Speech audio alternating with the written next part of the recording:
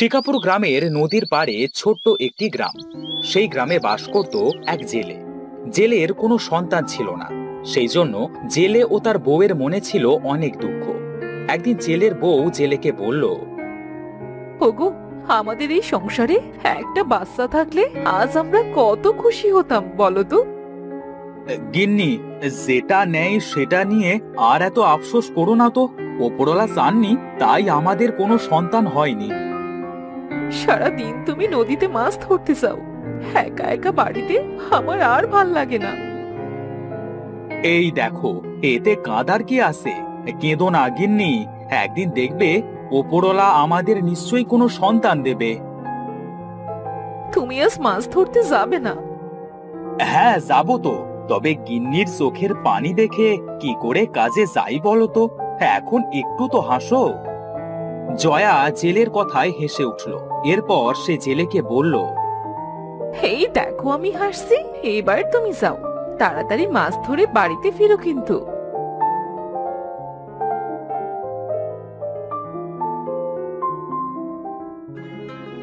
এদিকে দেখা যায় পাশের গ্রামের দুটো বালক খেলার ছলে সেই নদীতে আসে।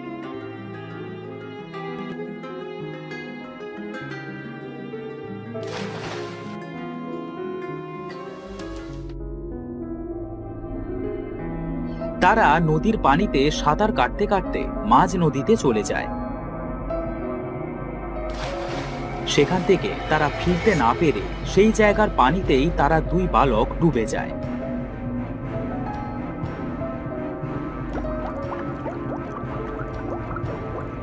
পানির নিচে তাদের যখন জ্ঞান ফেরে তখন একটি বালক বলে, ভাই, এই দেখ, আমরা এটা কোথায় এসে পড়লাম? এখানে আশেপাশে তো কাউকে দেখতে পাচ্ছি না, কিছু তো বুঝতে পারছি না। এটা তো একটা গ্রাম বলে মনে হচ্ছে, তবে এই পুরো গ্রামে তো কাউকে দেখতে পাচ্ছি না।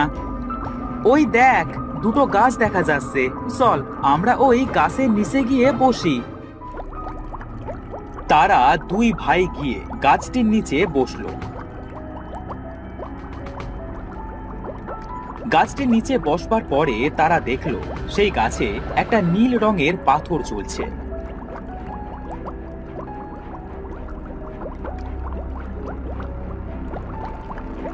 ভাই, এটা কি? এই পাথরটা তো মনে হচ্ছে খুব দামি। হ্যাঁ ভাই, দামি কিনা সেটা তো জানি না, তবে এই পাথরটা অদ্ভুত বটে। এমন পাথর আমি জীবনেও দেখিনি। সমু পাথরটিতে ঘষা দেবার সাথে সাথে পাথরটি থেকে একটা সুন্দর কণ্ঠে কেউ বলল, তোমাদের কি চাই বালক? আমাকে কেন তোমরা জাগালে? আমি চাই যে আমরা এই গ্রামে থাকি, তবে নদীর ওপারে যেন অদৃশ্য হয়ে ঘুরে বেড়াতে পারি। আচ্ছা, ঠিক আছে, তোমরা আজ থেকে নদীর ওপারে অদৃশ্য হয়ে ঘুরে বেড়াতে পারবে।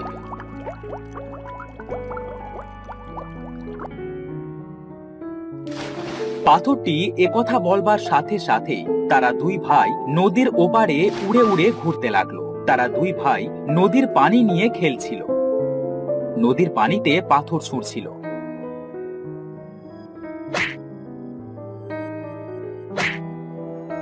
আমার কিন্তু বেশ আনন্দ লাগছে রে ভাই। স্বপ্নেও ভাবিনি যে আমরা পাখির মতো উড়ে মানুষের মতো খেলা করব। তারা দুই ভাই দেখলো নৌকা নিয়ে নদীতে একটা জেলে মাছ ধরছে, কিন্তু তার জালে একটিও মাছ ধরা পড়ছে না।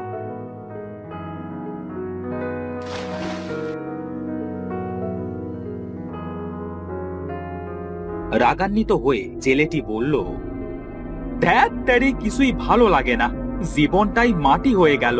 কখন থেকে চেষ্টা করছি মাছের জন্য, তবে এমন পোড়া কপাল, জালে একটাও মাছ বাঁধছে না। এমন সময় নদীতে থাকা তারা দুই ভাই বলল, ভাই, দেখেছিস ওই জেলেটা একটা মাছও পাচ্ছে না, চল আমরা নদী থেকে জেলেটির জন্য মাছ ধরে আনি। হ্যাঁ ভাই, চল।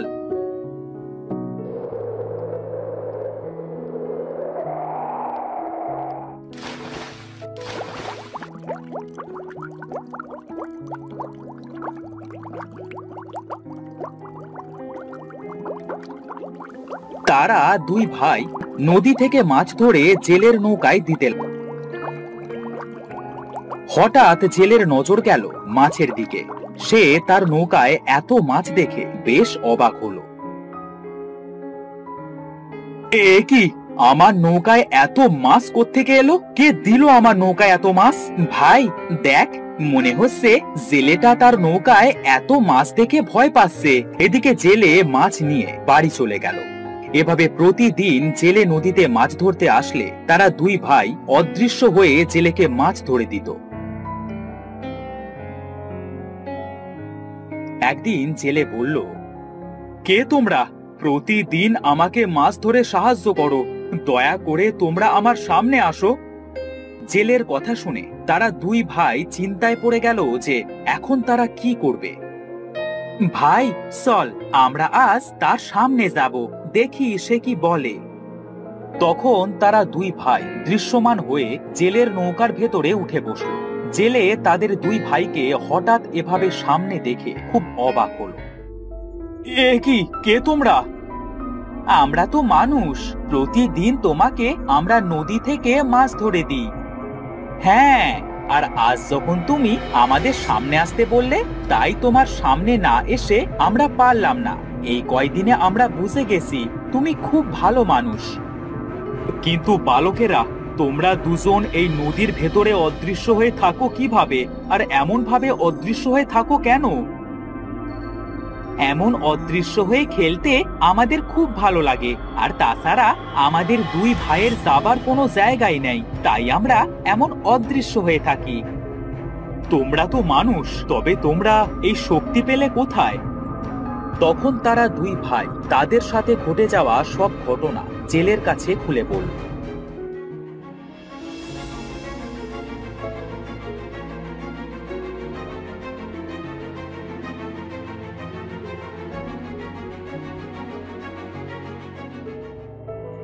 সব শুনে জেলে বলল, কি বলছো কি তোমরা? একটা গ্রাম আর সেখানে কোনো মানুষ থাকবে না, এমন তো কখনো হতে পারে না। তাহলে তুমি আমাদের সাথে চলো, তবেই তুমি বুঝতে পারবে।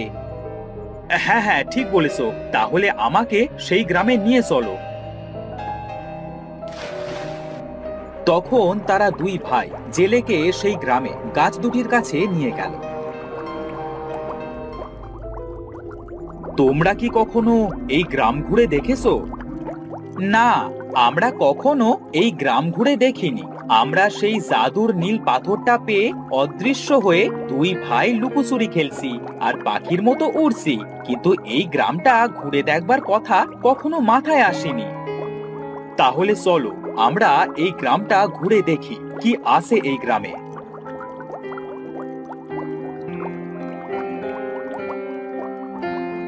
তারা তিনজন তখন সেই মানুষ শূন্য গ্রামে ঘুরে প্রত্যেকটা বাড়ি দেখতে লাগলো।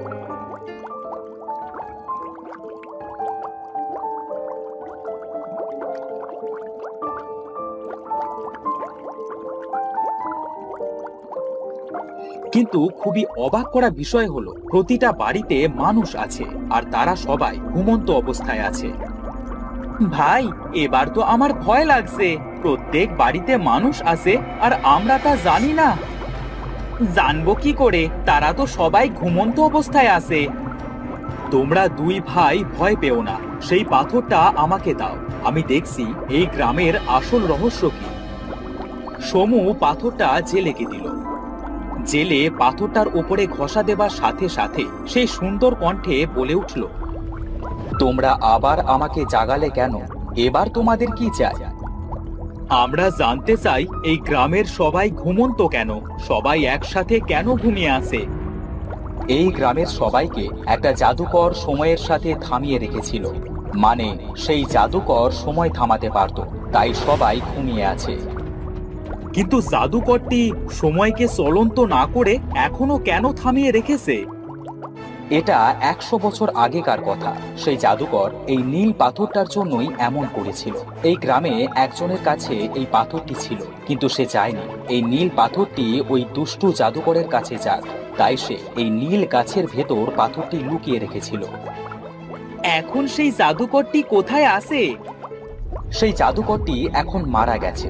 সে এই পাথরটি অনেক খুঁজেছিল, কিন্তু কোথাও খুঁজে যখন পায়নি, তখন ওই গ্রামটির ওপরে তার মায়া দ্বারা ওই নদীটা তৈরি করে।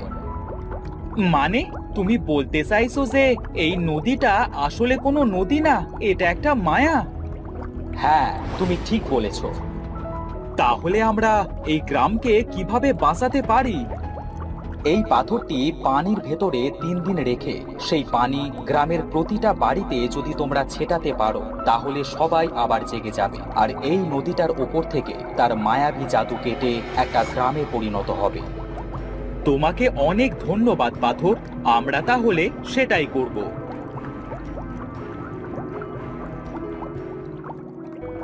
জেলে ও তারা 2 বালক মিলে পাথরটি পানিতে 3 দিন ভিজিয়ে রাখে।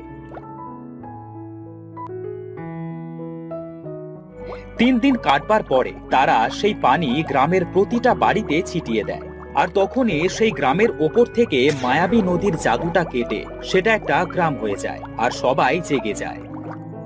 আহ, কি সুন্দর! গ্রামের সবাই দেখো জেগে গেছে। হ্যাঁ, আমরা তো ওপরে উঠে এসেছি, ওই দেখো আমাদের বাড়ি। চলো, তোমরা আমাদের বাড়িতে চলো। ভাই, আমাদের তো যাওয়ার জায়গা নেই, তুই কি যাবি? আমারও কোনো সন্তান নেই, তোমরা আজ থেকে আমার সন্তান। চলো, তোমরা আজ থেকে আমার বাড়িতে থাকবে। তারা যখন বাড়িতে ফিরতেই যাচ্ছিল, তখন সেই গ্রামের কিছু লোক তাদের কাছে এসে বলল, আমরা জানি এই গ্রামটি একটা মায়ায় আটকে ছিল, আর তোমরা সেটা কাটিয়ে দিয়েছো। সেই জন্য তোমাদের অনেক ধন্যবাদ বাবা। ধন্যবাদ দেওয়ার কিছু নেই, এটা তো আমরাও জানতাম না। ধরে নাও, ওপরওয়ালা আমাদের দিয়ে তোমাদের সাহায্য করিয়েছে। তা তুমি ঠিকই বলেছো। আমরা এখন আসি, তোমাদের সাথে আবার পরে কথা হবে। জেলে তার 2 ছেলেকে নিয়ে বাড়িতে ফিরে গেল। বাড়িতে গেলে জেলের বউ বলল, তুমি এতদিন কোথায় ছিলে? আমি যে তোমার শোকে পাগল প্রায় হয়ে গিয়েছিলাম। গিন্নি, এই তোমার জন্য আমি আজ দুটো ছেলে এনেছি।